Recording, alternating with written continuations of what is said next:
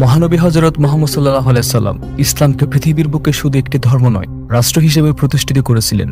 তিনি মক্কা, মদিনা, তায়েফ, ইয়ামেন, হাজরামত সহ তৎকালীন আরবের বেশ কিছু অঞ্চল নিয়ে একটি ইসলামিক রাষ্ট্রের গোড়াপত্তন করেন। এই রাষ্ট্রের রাজধানী ছিল মদিনা এবং রাষ্ট্রপ্রধান ছিলেন স্বয়ং মহানবী সাল্লাল্লাহু আলাইহি সাল্লাম। 632 খ্রিস্টাব্দে ইসলামী সর্বশেষ ও সর্বশ্রেষ্ঠ নবী হযরত মুহাম্মদ সাল্লাল্লাহু আলাইহি ওয়াসাল্লামের উফাতের পর তার প্রতিষ্ঠিত মদিনা কেন্দ্রিক ইসলামী রাষ্ট্রীয় সরকার ব্যবস্থা যেভাবে পরিচালিত হয়েছে তাকে বলা হয় খিলাফত। খিলাফত সরকার ব্যবস্থার প্রধান হলেন একজন খলিফা। 632 সালে হযরত আবু বকর রাদিয়াল্লাহু তাআলা থেকে শুরু করে 1924 সালে সর্বশেষ উসমানী খলিফা দ্বিতীয় আব্দুল মজিদ পর্যন্ত প্রায় 1300 বছর খিলাফত শাসন কায়েম ছিল। এই সুদীর্ঘ সময়ে প্রায় 103 জন খলিফা ইসলামী রাষ্ট্র এবং মুসলিম জাতিকে নেতৃত্ব দিয়েছিল। আজকের ভিডিওতে আপনাদের জানাবো দীর্ঘ সময় ধরে কায়েম থাকা ইসলামী খিলাফতের ইতিহাস এবং উত্থান ও পতন সম্পর্কে। তাই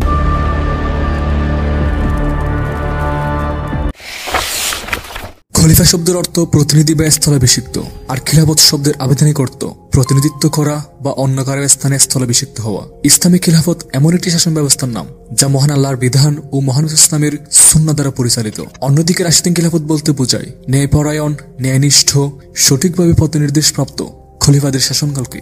632 খ্রিস্টাব্দে হযরত আবু বকরের শাসনকাল থেকে শুরু করে 661 খ্রিস্টাব্দে হযরত আলী রাদিয়াল্লাহু তাআলার শাসনকাল পর্যন্ত দীর্ঘ 30 বছরের খেলাফতকালকে ইসলামের ইতিহাসে খোলাফায়ে রাশিদিন বা রাশিদিন খিলাফতের শাসনকাল বলে অভিহিত করা হয়। রাশিদিন খিলাফত ছিল ইসলামের প্রথম সর্বজন স্বীকৃত খিলাফত। রাশিদিন খিলাফতের প্রথম খলিফা হলেন হযরত আবু বকর রাদিয়াল্লাহু তাআলা আনহু। তিনি 632 খ্রিস্টাব্দ থেকে 634 খ্রিস্টাব্দের মৃত্যুর পূর্ব পর্যন্ত খিলাফতের দায়িত্ব পালন করেন। আবু বকর মহানবী ইসলামের ইন্তেকালের পর সৃষ্ট বিভিন্ন বিদ্রোহ ও বিশৃঙ্খলা দমন করে ইসলামের রাষ্ট্রের শান্তি ও নিরাপত্তা প্রতিষ্ঠা করেন। বিশেষ করে জাকাত অস্বীকারী এবং ধর্মত্যাগী ভণ্ড নবীদের দমন করে মুসলমানদের মধ্যে ঐক্য পুনঃপ্রতিষ্ঠা করতে তিনি সক্ষম হন। মহানবী ইসলামের সময় ইসলামী রাষ্ট্র মক্কা, মদিনা, তায়েফ এবং ইয়ামেনের মধ্যে সীমাবদ্ধ ছিল। আবু বকর রাদিয়াল্লাহু তাআলার খিলাফতকালে ইরাকের তৎকালীন রাজধানী হীরা, আনবারা শহর, ইয়ামেনের হাজরামাউত, বাহরাইন এবং ওমান বিজিত হয়।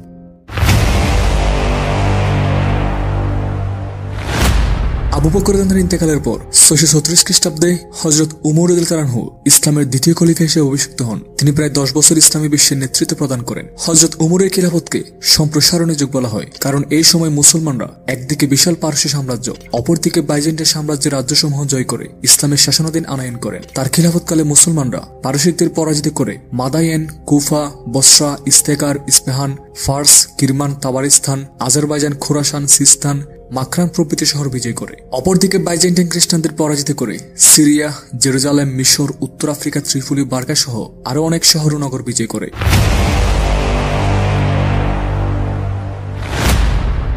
অতঃপর 644 খ্রিস্টাব্দে হযরত উমরের শাহাদাতের পর উসমান রাদিয়াল্লাহু তাআলা আনহু ইসলামের তৃতীয় খলিফা হিসেবে মনোনীত হন। তিনি 656 খ্রিস্টাব্দ পর্যন্ত খলিফা পদে অধিষ্ঠিত ছিলেন। রাশিদিন খলিফাদের মধ্যে তিনি সর্বোচ্চ 12 বছর খিলাফতের দায়িত্ব পালন করেন। হযরত উসমানের খিলাফতকালে মুসলমানরা মার্ভ, বল্ক, তোকারিস্তান, কাবুল, গজনি, কিরমান, সিজিস্তান, সাইপ্রাস এবং রোডস বিজয় করে। হযরত উসমানের খিলাফতের প্রথম 6 বছর অর্থাৎ 644 থেকে 650 খ্রিস্টাব্দ পর্যন্ত শান্তি, গৌরব, বিজয় এবং সমৃদ্ধির শাসনকাল হিসেবে বিবেচিত করা হলেও পরবর্তী 6 বছর অর্থাৎ 650 থেকে 656 খ্রিস্টাব্দ পর্যন্ত তার শাসনকাল ছিল বিশৃঙ্খল, বিদ্রোহ ও অরাজকতাপূর্ণ। মূলত আব্দুল্লাহ ইবনে সাবার মতো কিছু পথভ্রষ্ট ও নামদারি মুসলমানদের হঠকারিতা ও ষড়যন্ত্রের ফলে হযরত উসমানের খিলাফতের শেষের দিকে বিশৃঙ্খল পরিস্থিতি ও অরাজকতা সৃষ্টি হয় এবং এই ভয়ঙ্কর পরিস্থিতির কারণে হযরত উসমানকে শাহাদাত বরণ করতে হয়। তার শাহাদাতের মধ্য দিয়ে প্রথমবারের মতো মুসলমানদের ঐক্যের মাঝে ফাটল ধরে।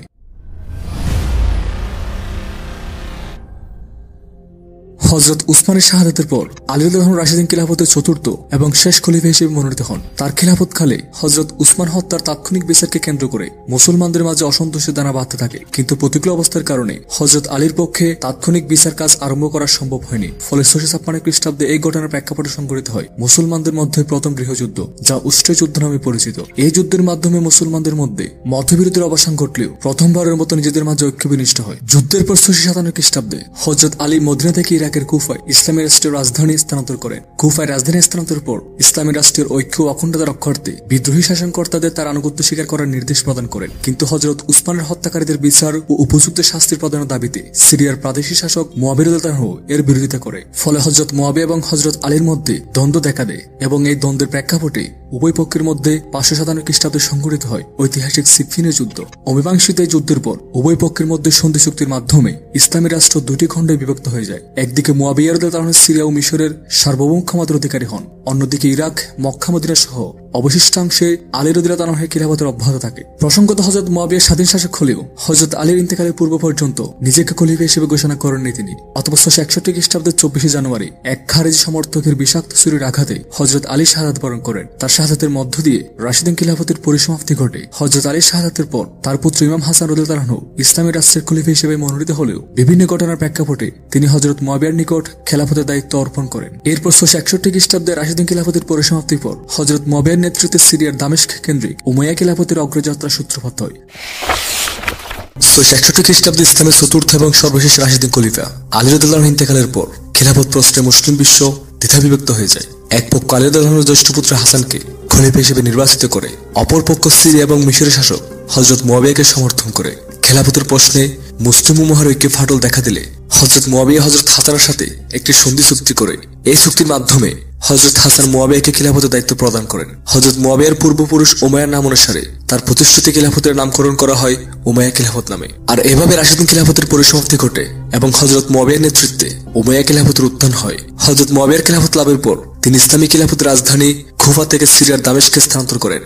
হযরত মুয়াবিয়া 661 থেকে 680 খ্রিস্টাব্দ পর্যন্ত শাসন ক্ষমতায় ছিলেন। হযরত মুয়াবিয়ার খিলাফতকালে মুসলমানরা 661 খ্রিস্টাব্দে প্রথমবার এবং 674 খ্রিস্টাব্দে দ্বিতীয়বার কনস্টান্টিনোপলে বিজয় অভিযান প্রেরণ করেন। তবে এই অভিযান সমূহে ব্যর্থ হয়। এই সময় মুসলমানরা সর্বপ্রথম উত্তর আফ্রিকা বিজয় করে এবং বুখারা থেকে সিন্ধু নদ পর্যন্ত অঞ্চলসমূহ ইসলামী খিলাফতভুক্ত হয়ে পড়ে। 679 খ্রিস্টাব্দে হযরত মুয়াবিয়া তার নিজ পুত্র ইয়াজিদকে পরবর্তী খলিফা হিসেবে মনোনয়ন দান করেন। তার এই মনোনয়নের মাধ্যমে রাশিদিন খিলাফতের গণতান্ত্রিক নির্বাচন পদ্ধতি বিলুপ্ত ঘটে। ইসলামী শাসনতান্ত্রিক ইতিহাসে প্রথমবারের মতো রাজতান্ত্রিক শাসন ব্যবস্থার সূত্রপাত হয়। উমাইয়া খলিফারা বংশানুক্রমিকভাবে ক্ষমতায় আরোহণ করতেন বলে উমাইয়া খিলাফতকে উমাইয়া রাজবংশ নামে অভিহিত করা হয়। 680 খ্রিস্টাব্দে মুয়াবিয়ার মৃত্যুর পর দ্বিতীয় উমাইয়া খলিফা হিসেবে তার পুত্র ইয়াজিদ দামেস্কের সিংহাসন আরোহণ করেন। তিনি 680 থেকে 683 খ্রিস্টাব্দ পর্যন্ত ক্ষমতায় ছিলেন। তার শাসন আমলের সবচেয়ে কলঙ্কজনক অধ্যায় হল কারবালার প্রান্তরে হযরত আলীর কনিষ্ঠ পুত্র ইমাম হুসেনের পরিবারবর্গ সহ হত্যাকাণ্ড। এই হত্যাকাণ্ডের ফলে শিয়া মতবাদের জন্ম হয়, যা পরবর্তী ইসলামী বিশ্বের জন্য বড় ধরনের হুমকি হয়ে দাঁড়িয়েছিল। এমনকি বর্তমান মুসলিম বিশ্বেও শিয়া সুন্নি দ্বন্দ্বের ফল ভোগ করছে। তাছাড়া এই ঘটনার ফলে ইসলামী খেলাফতের ঐক্য ফাটল ধরে। 683 খ্রিস্টাব্দে ইয়াজিদের মৃত্যুর পর তার পুত্র দ্বিতীয় মুয়াবিয়া সিংহাসন আরোহণ করেন। তার খিলাফতকালে সমগ্র উমাইয়া খিলাফতে বিদ্রোহ ও অরাজকতা সৃষ্টি হয়। তার খিলাফতকালে উমাইয়া খলিফাতভুক্ত অধিকাংশ প্রদেশ স্বাধীন হয়ে পড়ে। রুগ্ন ও নম্র স্বভাবের এই খলিফা মাত্র 3 মাস শাসন কার্য পরিচালনা করে ইন্তেকাল করেন। মূলত তার মৃত্যুর মধ্য দিয়ে উমাইয়া রাজবংশের সুফিয়ান শাখার শাসনের অবসান ঘটে এবং হাকামিয়া শাখার শাসনের উত্থান ঘটে। 684 খ্রিস্টাব্দে চতুর্থ উমাইয়া খলিফা দ্বিতীয় মুয়াবিয়ার ইন্তেকালের পর মারওয়ান সিংহাসন আরোহণ করেন। তিনি 684 থেকে 685 খ্রিস্টাব্দ পর্যন্ত 1 বছর রাজত্ব করেন। খলিফা মারওয়ান ছিলেন উমাইয়ার পুত্র আল হাকামের পুত্র, তাই মারওয়ানের বংশের খলিফাদের হাকামিয়া শাখার খলিফা হিসেবে অভিহিত করা হয়। খলিফা মারওয়ান জেরুজালেম, জর্ডান, মিশর এবং সিরিয়া পুনরুদ্ধার করতে সক্ষম হন। 685 খ্রিস্টাব্দে মারওয়ানের ইন্তেকালের পর তার জ্যেষ্ঠ পুত্র আব্দুল মালিক উমাইয়া খিলাফতের সিংহাসন আরোহণ করেন। পঞ্চম উমাইয়া খলিফা আব্দুল মালিক 685 খ্রিস্টাব্দ থেকে 705 খ্রিস্টাব্দ পর্যন্ত দীর্ঘ 20 বছর রাজত্ব করেন। তিনি পতনোন্মুখ উমাইয়ার সাম্রাজ্যের বিভিন্ন বিদ্রোহ বিশৃঙ্খলা দমন করে এবং হারানো রাজ্যসমূহ পুনরুদ্ধার করে উমাইয়ার শাসনকে শক্ত ভিত্তির উপর দাঁড় করতে সক্ষম হন। তাই খলিফা আব্দুল মালিককে উমাইয়া রাজবংশের প্রকৃত প্রতিষ্ঠাতা বলা হয়। খলিফা আব্দুল মালিককে রাজেন্দ্র অর্থাৎ ফাদার অব দ্য কিংস ও বলা হয়, কারণ তার 4 জন সুযোগ্য পুত্র প্রথম ওয়ালিদ, সুলাইমান, দ্বিতীয় ইয়াজিদ এবং হিশাম পরবর্তীকালে উমাইয়া খলিফা হওয়ার সৌভাগ্য লাভ করেন। 705 খ্রিস্টাব্দে আব্দুল মালিকের মৃত্যুর পর তার জ্যেষ্ঠ পুত্র ওয়ালিদ সিংহাসন আরোহণ করেন। খলিফা আল ওয়ালিদকে শ্রেষ্ঠ বিজেতা বলা হয়। তার রাজত্বকালে এশিয়া, ইউরোপ এবং আফ্রিকায় ইসলামের বিজয় পতাকা উত্তোলিত হয়। হাজ্জাজ, মুসা, কোথাইবা, মোহাম্মদ বিন কাসিম এবং তারিক বিন জিয়াদের মতো শ্রেষ্ঠ বীরদের নেতৃত্বে তখন বিশ্বজুড়ে ইসলামের বিজয় ধ্বনি কম্পিত হয়েছিল। এক কথায় তার খেলাফতকালে মুসলিম সাম্রাজ্যের সীমা অর্ধ পৃথিবী পর্যন্ত বিস্তার লাভ করে।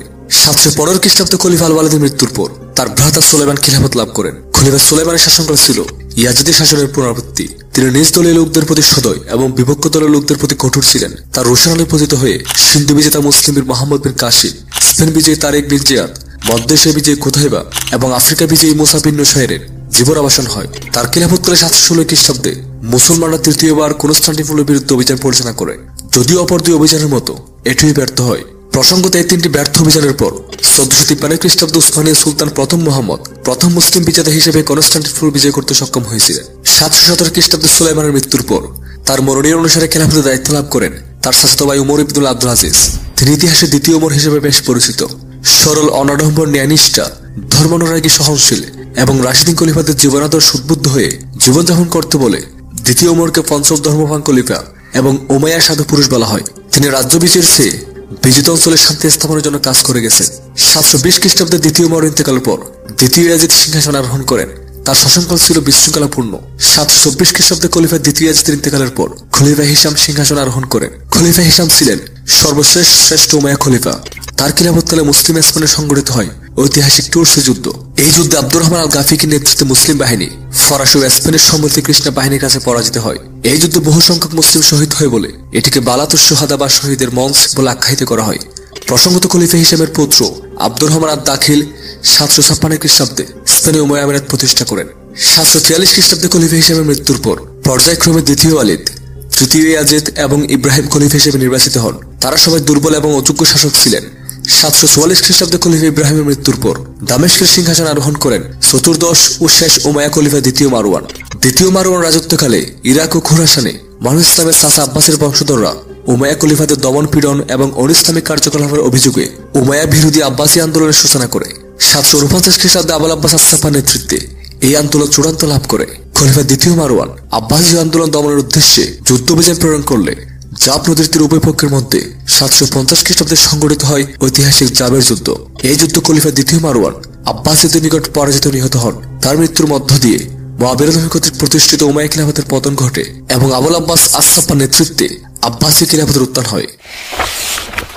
749 খ্রিস্টাব্দের 30 অক্টোবর রোজ বৃহস্পতিবার উমাইয়া শাসন অধিষ্ঠিত হয়ে হাশেমি গোত্রের অন্যতম একটি শাখা আব্বাসীগণ তাদের নেতা আবুল আব্বাসকে কুফার জামে মসজিদের খলিফা হিসেবে ঘোষণা করে। প্রসঙ্গত মহান ইসলামের চাচা আব্বাসের বংশধররা আব্বাসী হিসেবে পরিচিত। আবুল আব্বাসের খলিফা ঘোষিত হওয়ার সংবাদ শুনে শেষ উমাইয়া খলিফা দ্বিতীয় মারওয়ান বিচলিত হয়ে পড়েন। অতঃপর লক্ষাধিক সৈন্যের বিশাল বাহিনী নিয়ে আব্বাসীদের দমনের উদ্দেশ্যে দামেস্ক থেকে কুফার দিকে যুদ্ধযাত্রা করে। অতঃপর 750 খ্রিস্টাব্দে টাইগ্রিস নদীর অববাহিকায় জাব নদীর তীরে উমাইয়া ও আব্বাসী বাহিনীর মধ্যে এক রক্তক্ষয়ী যুদ্ধ সংঘটিত হয়। ইসলামের ইতিহাসে এটি জাবের যুদ্ধ নামে পরিচিত। এই যুদ্ধে শেষ উমাইয়া খলিফা দ্বিতীয় মারওয়ান আব্বাসীদের নিকট পরাজিত নিহত হয়। মূলত তার পরাজয়ের মাধ্যমে উমাইয়া রাজবংশ বা খিলাফতের পতন ঘটে এবং আবুল আব্বাসের খলিফা হওয়ার মধ্য দিয়ে আব্বাসী খিলাফত বা রাজবংশের উত্থান হয়। খিলাফত লাভের পর আবুল আব্বাস দামেস্ক থেকে কুফার নিকটে অবস্থিত আনবার শহরে আব্বাসী খিলাফত তথা ইসলামী সাম্রাজ্যের রাজধানী স্থাপন করেন। এরপর তিনি উমাইয়াদের কঠোর হস্তে দমন করেন। উমাইয়াদের উপর তার পরিচালিত অত্যাচারের কারণে তাকে আস-সাফা বা রক্তপিপাসু উপাধিতে ভূষিত করা হয়। তবে উমাইয়া খলিফা হিসামের পুত্র যুবরাজ আব্দুর রহমান স্পেনে পাড়ি যেতে সক্ষম হন এবং তিনি পরবর্তীতে স্পেনে স্বাধীন উমাইয়া আমিরাত প্রতিষ্ঠা করেন। 754 খ্রিস্টাব্দে আব্বাসী খিলাফতের প্রতিষ্ঠাতা ও প্রথম খলিফা আবুল আব্বাস আস-সাফার মৃত্যুর পর তার ভ্রাতা আবু জাফর আল মনসুর বা বিজয়ী উপাধি ধারণ করে বাগদাদের সিংহাসন আরোহণ করেন। তিনি 762 খ্রিস্টাব্দে আনবার থেকে বাগদাদের রাজধানী স্থানান্তর করেন। খলিফা আল মনসুর রাজ্যের বিদ্রোহ দমন, রাজ্য বিস্তার ও জ্ঞান বিজ্ঞানে প্রভূত অবদান রেখে আব্বাসী রাজবংশকে শক্ত ভিত্তির উপর প্রতিষ্ঠা করতে সক্ষম হন। তাই খলিফা আবু জাফরকে আব্বাসী খিলাফতের প্রকৃতির প্রতিষ্ঠাতা বলা হয়। তার শাসনামলে 756 খ্রিস্টাব্দে পলাতক উমাইয়া যুবরাজ আব্দুর রহমান আদ-দাখিল স্পেনে স্বাধীন উমাইয়া আমিরাত প্রতিষ্ঠা করেন। খলিফা আল মনসুর স্পেন থেকে উমাইয়াদের বিতাড়ন করে আব্বাসী শাসন প্রতিষ্ঠার উদ্দেশ্যে উত্তর আফ্রিকার শাসক আল মুগিসির নেতৃত্বে স্পেনে উমাইয়াদের বিরুদ্ধে যুদ্ধবিমান প্রেরণ করেন। কিন্তু এই যুদ্ধে উমাইয়াদের কাছে আব্বাসীয় বাহিনী শোচনীয়ভাবে পরাজয় বরণ করে। অতঃপর আব্দুর রহমান আব্বাসী সেনাপতির ছিন্নমস্তক খলিফার কাছে প্রেরণ করলে তিনি বিস্মিত হয়ে যান এবং আব্দুর রহমান আদ-দাখিলকে ফ্যালকন অব দ্য আরব বা আরবদের বাদশাহী উপাধিতে ভূষিত করেন। এমনকি এরপর আর কোন আব্বাসী খলিফা স্পেন বিজয়ের সাহস করেননি। 775 খ্রিস্টাব্দে খলিফা আল মনসুরের মৃত্যুর পর তার পুত্র আল মাহদী সিংহাসন আরোহণ করেন। তিনি 775 থেকে 785 খ্রিস্টাব্দ পর্যন্ত ক্ষমতায় ছিলেন। তিনি ভণ্ডনবী মোখান্না ও পদভ্রষ্ট জিন্দিক সম্প্রদায় দমন এবং বাইজেন্টাইন আক্রমণ প্রতিহত করে আব্বাসী খিলাফতকে সুসংহত করেন। 785 খ্রিস্টাব্দে খলিফা আল মাহদীর মৃত্যুর পর তার জ্যেষ্ঠ পুত্র আল হাদী খিলাফতের দায়িত্ব লাভ করেন। কিন্তু 786 খ্রিস্টাব্দে খলিফা আল হাদীর আকস্মিক মৃত্যুর পর তার ভ্রাতা হারুন রশিদ খিলাফতের দায়িত্ব গ্রহণ করেন। খলিফা হারুন রশিদ অভ্যন্তরীণ ও বৈদেশিক বিদ্রোহ দমন করে আব্বাসী খিলাফতকে ধ্বংসের হাত থেকে রক্ষা করেন। তিনি রোমান বাইজেন্টাইন সম্রাট নাইসিফোরাসকে 3বার পরাজিত করার পরও প্রতিবার ক্ষমা করে ইতিহাসে তিনি ক্ষমাশীল হিসেবে বিখ্যাত হয়ে আছেন। তার শাসনামলে বাগদাদ পৃথিবীর সেরা নগরীতে পরিণত হয়। এমনকি বিখ্যাত আরব উপন্যাস আলিফ লাইলা এই বাগদাদকে কেন্দ্র করে রচিত হয়েছিল। খলিফা হারুন রশিদ সাম্রাজ্যে বিদ্রোহ দমন, রাজ্য বিজয়, জ্ঞান বিজ্ঞান ও শিক্ষা গবেষণার উন্নয়নের মাধ্যমে ইসলামের স্বর্ণযুগের সূচনা করেন। ইসলামের ইতিহাসের এই মহান খলিফা 809 খ্রিস্টাব্দে মৃত্যুর পথে যাত্রী হন। তার মৃত্যুর পর জ্যেষ্ঠ পুত্র আল-আমিন বাগদাদের সিংহাসনে আরোহণ করেন। তিনি 809 থেকে 813 খ্রিস্টাব্দ পর্যন্ত শাসন ক্ষমতায় ছিলেন। 813 খ্রিস্টাব্দে খলিফা আল-আমিনের মৃত্যুর পর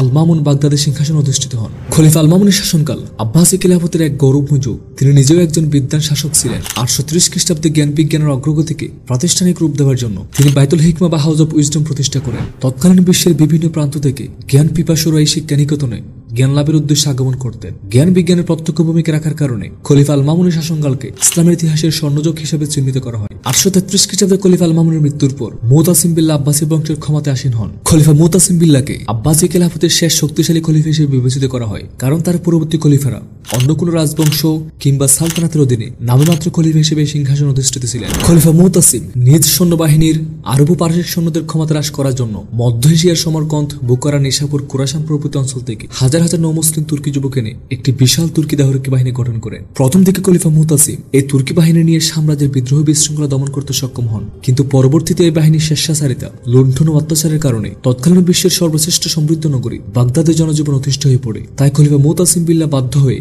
836 খ্রিস্টাব্দে আব্বাসী খিলাফতের রাজধানী জ্ঞান বিজ্ঞানের নগরী বাগদাদ থেকে 60 মাইল উত্তরে সামারা নামক শহরে স্থানান্তর করেন। এই নগর দীর্ঘ 56 বছর অর্থাৎ 836 থেকে 892 খ্রিস্টাব্দ পর্যন্ত আব্বাসী সাম্রাজ্যের রাজধানী হিসেবে বিবেচিত ছিল। অতঃপর 842 খ্রিস্টাব্দে খলিফা মুতাসিম বিল্লাহর মৃত্যুর পর তুর্কি দেহরক্ষীর আব্বাসী খিলাফতের সর্বময় ক্ষমতার অধিকারী হয়ে ওঠে। তারা আমিরুল উমরা উপাধি ধারণ করে 842 থেকে 944 খ্রিস্টাব্দ পর্যন্ত দীর্ঘ প্রায় 100 বছর 14 জন দুর্বল আব্বাসী খলিফার প্রতিনিধিত্ব করে। এই সময় খলিফারা ছিল তাদের হাতের ক্রীড়ানক। তারা যা ইচ্ছে সিংহাসন আরোহণ করাতো এবং যা ইচ্ছে পদচ্যুত করত।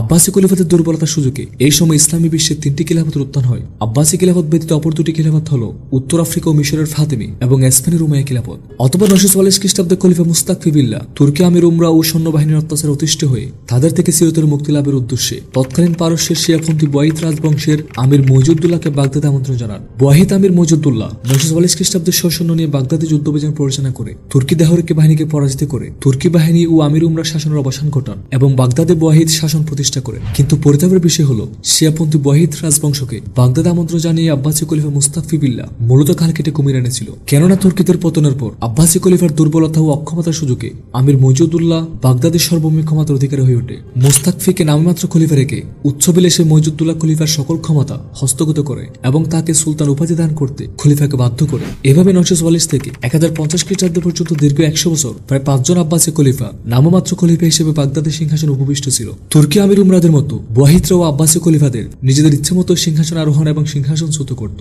এমনকি তারা এতটাই প্রভাবশালী হয়ে উঠে যে খুতবা এবং মুদ্রায় খলিফার নামের পাশাপাশি তাদের নাম উচ্চারিত এবং অঙ্কিত হতো। তাছাড়া শিয়া ধর্মাবলম্বী বুয়াইদরা সুন্নি আব্বাসী খলিফাদের পরিবর্তে মিশরের শিয়াপন্থী ফাতিমি খলিফাদের আনুগত্য করত। এভাবে শিয়া মতাবলম্বী বুয়াইদ শাসকদের দাপটে যখন আব্বাসী সুন্নি খলিফাদের গৌরব ও মর্যাদা বিলুপ্ত হওয়ার উপক্রম হয়েছিল, তখন পারস্যের আলরাই শহরে তুগরিল বেগের নেতৃত্বে উত্থান হয় শক্তিশালী সেলজুক তুর্কি সাম্রাজ্যের।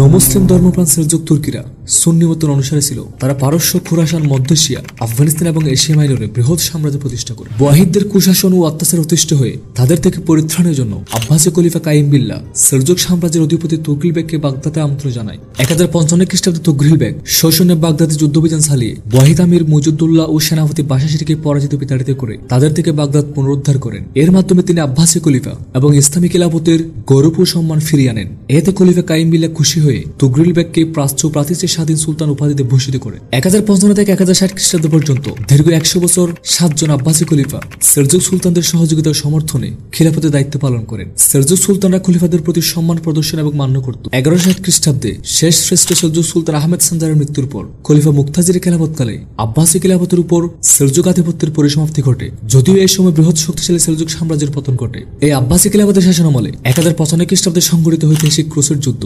এই যুদ্ধ ছিল ইসলাম এবং বিশ্ব ইতিহাসের মোট পরিবর্তনকারী ঘটনা। 1092 খ্রিস্টাব্দে শ্রেষ্ঠ সেলজুক সুলতান মালিক শাহের মৃত্যুর পর তার উত্তরাধিকারীদের মধ্যে সিংহাসন দখলকে কেন্দ্র করে গৃহযুদ্ধের সূচনা হয়। তাছাড়া তখনকার আব্বাসী খলিফারা ছিল দুর্বল ও ক্ষমতাহীন। মুসলিম বিশ্বের এমন বিশৃঙ্খল পরিস্থিতির সুযোগ নিয়ে খ্রিস্টান ধর্মগুরু পোপের নেতৃত্বে ক্ষুধার্ত ধর্মান্ধ ক্রুসেড নরপিশাসরা ইউরোপ থেকে প্রথমে এশিয়া মাইনর এরপর আরব দেশে প্রবেশ করে। অতঃপর এই ক্রুসেড নরপিশাসরা মসজিদ শহর এডিসা, এন্টিওক, জাফা, হাইফা, বৈরুত, ত্রিপুলি এবং জেরুজালেম দখল করে স্থানীয় মুসলমানদের উপর গণহত্যা চালায়। মুসলমানদের এই বিপর্যয়ে সেলজুক সুলতান কিংবা আব্বাসী খলিফা কেউ খ্রিস্টানদের বিরুদ্ধে রুখে দাঁড়িয়ে মুসলমানদের রক্ষা করতে পারেননি। মুসলমানদের এমন বিপর্যয়ে আবির্ভাব ঘটে বীর সেনানী গাজী সালাউদ্দিন আইয়ুবী। তিনি 1178 খ্রিস্টাব্দে ক্রুসেড বাহিনীকে পরাজিত করে ইসলামের তৃতীয় পবিত্রতম স্থান জেরুজালেম সহ মুসলমানদের হারানো নগরসমূহ পুনরুদ্ধার করেন। তিনি শিয়াপন্থী ফাতিমি খিলাফতের পতন ঘটিয়ে মুসলিম বিশ্বের জন্য একমাত্র খিলাফত হিসেবে আব্বাসী খিলাফতের প্রতি আনুগত্য স্বীকার করেন। 1193 খ্রিস্টাব্দে মহান বীর সেনানায়কের গৌরবময় জীবনের অবসান হয়। 1160 থেকে 1193 খ্রিস্টাব্দে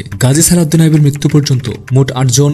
এরপর 1193 খ্রিস্টাব্দ থেকে 1258 খ্রিস্টাব্দে বাগদাদ কেন্দ্রিক আব্বাসী খিলাফতের পতন পর্যন্ত আরো 7 জন আব্বাসী খলিফা ইসলামী বিশ্বকে নেতৃত্ব প্রদান করে। শেষের আব্বাসী খলিফারা ছিল সবচেয়ে দুর্বল এবং ক্ষমতাহীন। তারা সবে নামে মাত্র খলিফা হিসেবে খিলাফতের দায়িত্ব ছিল। মূলত এই সময় ইসলামী বিশ্বের প্রকৃত নেতৃত্বে ছিল মিশর ও সিরিয়ার মামলুক সালতানাত, মধ্য এশিয়ার খাওয়ারিজন সাম্রাজ্য, আফগানিস্তানের ঘুরি সাম্রাজ্য কিংবা ভারতবর্ষের দিল্লি সালতানাত। যাই হোক, 1225 খ্রিস্টাব্দে আব্বাসী খলিফা জাহিরের খেলাফতকালে দুর্ধর্ষ মঙ্গল নেতা সিঙ্গিস খান মধ্য এশিয়ার শক্তিশালী খাওয়ারিজন সাম্রাজ্যের পতন ঘটায়। মঙ্গলদের আক্রমণে তৎকালীন সমরকন্দ, বুখারা, নিশাপুর সহ তৎকালীন সমৃদ্ধ বহু মুসলিম শহর নরকে পরিণত হয় এবং মুসলমানদের উপর তারা পৈশাচিক অত্যাচার ও হত্যাযজ্ঞ চালায়। এরও ধারাবাহিকতায় 1258 খ্রিস্টাব্দে সিঙ্গিস খানের পৌত্র হালাকু খানের নেতৃত্বে সাম্রাজ্য বিস্তারে মগ্ন থাকা বিশাল মঙ্গল বাহিনী আব্বাসী খিলাফতের রাজধানী বাগদাদ আক্রমণ করে। মঙ্গলদের এই আক্রমণে সহযোগিতা করেছিল বাগদাদ কেন্দ্রিক আব্বাসী খিলাফতের শেষ খলিফা মুস্তাসিম বিল্লাহ শিয়া ধর্মাবলম্বী প্রধানমন্ত্রী আল খামি। অতঃপর খলিফা মুস্তাসিম বিল্লাহ স্বল্প সংখ্যক মুসলিম বাহিনী নিয়ে মঙ্গলদের বিরুদ্ধে বীরত্বের সাথে যুদ্ধ করে পরাজয় বরণ করেন। খলিফা মুতাসিম বিল্লাহর পরাজয়ের পর মঙ্গলরা বাগদাদ নগরী দখল করে সমস্ত শহর পুড়িয়ে ধ্বংস করে এবং জনগণের উপর গণহত্যা চালায়।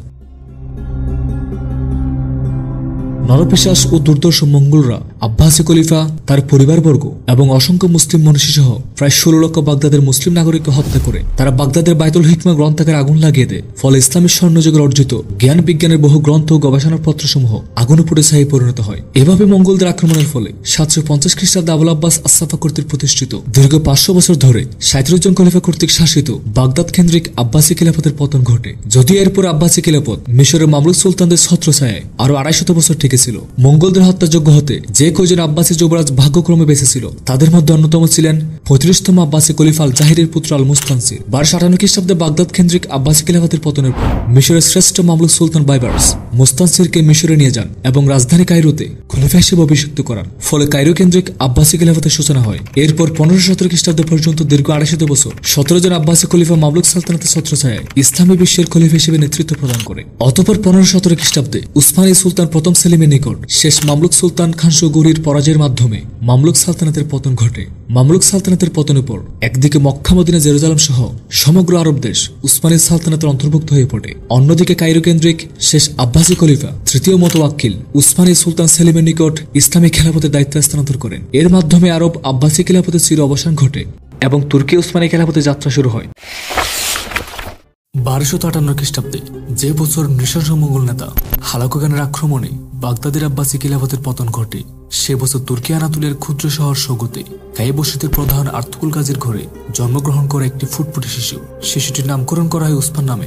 হয়তো মঙ্গল আক্রমণের ফলে পতনোন্মুখ মুসলিম জাতির নেতৃত্ব দেওয়ার লক্ষ্যে সৃষ্টিকর্তা ওই বছরই তাকে পৃথিবীতে প্রেরণ করেন। তার জন্মের প্রায় অর্ধশত বছর পর 1300 খ্রিস্টাব্দে তুর্কি আনাতুলের রোমের সেলজুক সালতানাতের ধ্বংসস্তূপের উপর তিনি একটি ক্ষুদ্র স্বাধীন রাজ্য প্রতিষ্ঠা করেন, যা তার নামানুসারে উসমানী সালতানাত বা অটোমান সাম্রাজ্য নামে পরিচিতি লাভ করে। উসমান গাজীর প্রতিষ্ঠিত সাম্রাজ্য 1930 খ্রিস্টাব্দে পতন পর্যন্ত 36 জন সুলতান দীর্ঘ প্রায় 650 বছর ধরে রাজত্ব করে। প্রথম উসমানী সুলতান উসমান গাজী 1326 খ্রিস্টাব্দে মৃত্যুবরণ করলে তার প্রতিষ্ঠিত ক্ষুদ্র রাজ্যটিকে একটি সাম্রাজ্যে পরিণত করেন তার সুযোগ্য পুত্র দ্বিতীয় উসমানী সুলতান অরখান। 1359 খ্রিস্টাব্দে সুলতান অরহানের মৃত্যুর পর থেকে 1512 খ্রিস্টাব্দ পর্যন্ত 6 জন উসমানী সুলতান রাজত্ব করে। উসমানীর সপ্তম সুলতান দ্বিতীয় মোহাম্মদ ছিলেন শ্রেষ্ঠ উসমানী সুলতান। তিনি 1450 খ্রিস্টাব্দে বাইজেন্টাইন রাজধানী এবং মহান ইসলামের ভবিষ্যৎবাণী করা ঐতিহাসিক শহর কনস্টান্টিনোপল বিজয় করেন। কনস্টান্টিনোপলের নতুন নাম করেন ইস্তাম্বুল নামে। এই ইস্তাম্বুল হয়ে ওঠে উসমানীর সাম্রাজ্যের নতুন রাজধানী। তাছাড়া তার শাসনামলে উসমানীর সাম্রাজ্য ইউরোপে সর্বাধিক বিস্তার লাভ করে, তাই তাকে ইতিহাসে বিজয়ী মোহাম্মদ হিসেবে অভিহিত করা হয়। 1512 খ্রিস্টাব্দে উসমানীর সাম্রাজ্যের সিংহাসন আরোহণ করেন নবম উসমানী সুলতান প্রথম সেলিম। সুলতান সেলিম 1516 খ্রিস্টাব্দে সংগঠিত হওয়া মার্জিদাবকি যুদ্ধে শেষ মামলুক সুলতান খানসুগরিকে পরাজিত করে মিশরে মামলুক সালতানাতের পতন ঘটান। মামলুক সালতানাতের পতনের পর একদিকে Mecca Medina Jerusalem, Syria, Iraq সহ সমগ্র আরব দেশ এবং মিশর, উত্তর আফ্রিকা উসমানী সালতানাতের অন্তর্ভুক্ত হয়ে পড়ে। অন্যদিকে 1517 খ্রিস্টাব্দে কায়রো কেন্দ্রিক শেষ আব্বাসী খলিফা দ্বিতীয় মুতাওয়াক্কিল উসমানী সুলতান সেলিমের নিকট ইসলামের খেলাফতের দায়িত্ব হস্তান্তর করেন। এর মাধ্যমে আরব আব্বাসী খেলাফতের চির অবসান ঘটে এবং ইস্তাম্বুল কেন্দ্রিক তুর্কি উসমানী খেলাফতে যাত্রা শুরু হয়। 1517 খ্রিস্টাব্দে সুলতান সেলিমের খেলাফত লাভের পর থেকে 1924 খ্রিস্টাব্দে আধুনিক তুরস্কের প্রতিষ্ঠাতা মোস্তফা কামাল পাশার নেতৃত্বে ইসলামী খেলাফতের পতন ঘটানো পর্যন্ত মোট 29 জন উসমানী সুলতান ইসলামী খেলাফতের দায়িত্বভার গ্রহণ করেন। আরবের কয়েকটি মুসলিম রাজবংশ ব্যতীত সমগ্র মুসলিম বিশ্ব খলিফা হিসেবে তাদেরকে স্বীকৃতি দিয়েছিল। 1520 খ্রিস্টাব্দে উসমানী নবাব সুলতান এবং প্রথম তুর্কি খলিফা সেলিমের মৃত্যুর পর তার পুত্র সুলেমান সিংহাসন আরোহণ করেন। তার শাসনকাল ছিল উসমানীর সাম্রাজ্য কিংবা খেলাফতের স্বর্ণযুগ। এই সময় উসমানীর সাম্রাজ্য এশিয়া, ইউরোপ এবং আফ্রিকা বিস্তার লাভ করে। রাজ্য বিজয়, শিক্ষা, স্থাপত্য, জ্ঞান বিজ্ঞান এবং শাসন সংস্কারে অবদান রাখার কারণে তাকে সুলেমান দ্য গ্রেট বা মোহাম্মদ সুলেমান নামে অভিহিত করা হয়। তার সময় ইউরোপের কোন রাজা কিংবা প্রজা ইসলাম ও মহান ইসলামকে নিয়ে কটূক্তি করার সাহস পেত না। তার ভয়ে England, France, Spain, Russia, Italy এবং জার্মানির সম্রাটরা থরথর করে কাঁপত। ভিন্ন দৃষ্টিকোণ থেকে তাকে হযরত উমরের পর অন্যতম শ্রেষ্ঠ শক্তিশালী খলিফা হিসেবে বিবেচিত করা যায়। সুলতান সুলেমান কর্তৃক বিজিত উসমানীর সাম্রাজ্য বর্তমানে বিশ্বে 50টি স্বাধীন রাষ্ট্রের রূপ ধারণ করে আছে। তবে 1566 খ্রিস্টাব্দে সুলতান সুলেমানের মৃত্যুর পর উসমানীর সাম্রাজ্য পতনের দিকে ধাবিত হয়। এরপর অল্প কয়েকজন উসমানী সুলতান ব্যতীত অন্যান্য সুলতানরা নতুন রাজ্য বিজয়ের সফলতা দেখাতে সক্ষম হয়নি, বরং বিজিত রাজ্যসমূহ রক্ষা করতে ব্যর্থ হয়েছেন। অন্যদিকে উসমানীদের দুর্বলতার সুযোগে ইউরোপীয় শক্তি, বিশেষ করে ব্রিটিশ, রুশ, ফরাসি, জার্মান এবং অস্ট্রিয়ার ক্ষমতা বৃদ্ধি হতে থাকে। একটা সময় উসমানীর সাম্রাজ্য এই ইউরোপীয় শক্তিসমূহের কাছে পরাজিত হতে থাকে। একইভাবে উসমানী সুলতান কিংবা খলিফাদের ক্ষমতা ও শক্তি বিলুপ্ত হতে থাকে। এভাবে যুগের পর যুগ চলতে থাকে। শতাব্দী পেরিয়ে নতুন শতাব্দী আগমন ঘটে। অবশেষে উসমানীদের পতনের যুগে ধূমকেতু হিসেবে আবির্ভাব ঘটে 34তম উসমানী সুলতান ও খলিফা দ্বিতীয় আব্দুল হামিদের। তিনি 1876 খ্রিস্টাব্দে ইস্তাম্বুলের সিংহাসন আরোহণ করেন। সুলতান দ্বিতীয় আব্দুল হামিদ একজন ধর্মপরায়ণ এবং নিষ্ঠাবান শাসক ছিলেন। তিনি ইসলামী বিশ্বের ভ্রাতৃত্ব পুনঃপ্রতিষ্ঠার উদ্দেশ্যে আজীবন সংগ্রাম করে গেছেন। একজন খলিফা হিসেবে তিনিও বিশ্বের মুসলমানদের অধিকার রক্ষায় সচেষ্ট ছিলেন। এই সময় সমগ্র মুসলিম বিশ্বে ইউরোপীয় খ্রিস্টান সাম্রাজ্যসমূহের উপনিবেশ প্রতিষ্ঠিত হয়। 1857 খ্রিস্টাব্দে সিপাহী বিপ্লবের পর ভারতবর্ষে ব্রিটিশ আধিপত্য প্রতিষ্ঠিত হয়। উত্তর আফ্রিকা, মিশর, পারস্য কিংবা আরব ইউরোপীয়দের সাম্রাজ্য বিস্তারের কেন্দ্রবিন্দুতে পরিণত হয়। ঠিক এমন সময় সুলতান দ্বিতীয় আব্দুল হামিদ সর্বোচ্চ চেষ্টা করে গেছেন ইসলামী খেলাফতের মর্যাদা এবং ফিলিস্তিন সহ সমগ্র বিশ্বের মুসলিম জাতিকে রক্ষার জন্য। কিন্তু ভাগ্যের নির্মম পরিহাস, পাশ্চাত্য শিক্ষা সংস্কৃতির প্রভাবিত বিপদগামী নব্য তুর্কি বাহিনীর আন্দোলনের ফলে 1909 খ্রিস্টাব্দে সিংহাসনচ্যুত হন ইসলামের সর্বশেষ প্রকৃত শ্রেষ্ঠ খলিফা সুলতান দ্বিতীয় আব্দুল হামিদ। তার পতনে মূলত উসমানী সাম্রাজ্যেরও পতন ডেকে নিয়ে আসে। এরপর উসমানী সুলতান হিসেবে ক্ষমতায় আসে পঞ্চম মুহাম্মদ। তিনি 1909 খ্রিস্টাব্দ থেকে 1918 খ্রিস্টাব্দ পর্যন্ত ক্ষমতায় ছিলেন। তার শাসনকালে 1924 খ্রিস্টাব্দে সংঘটিত হয় প্রথম বিশ্বযুদ্ধ।